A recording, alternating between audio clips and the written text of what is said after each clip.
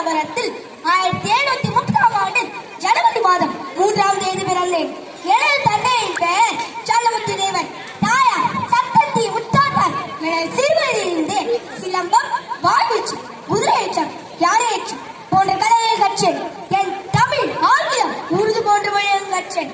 1746ஆம் ஆண்டில் சிவகங்கை மன்னர் முத்துவடுகளான மணந்து பட்டத்தில் ஆண்டியானேன். ஆங்கிலங்கள் சிவகங்கையை கைப்பற்றிய போது அதனை மீட்பேன் என்று சபதம் எடுத்தேன்.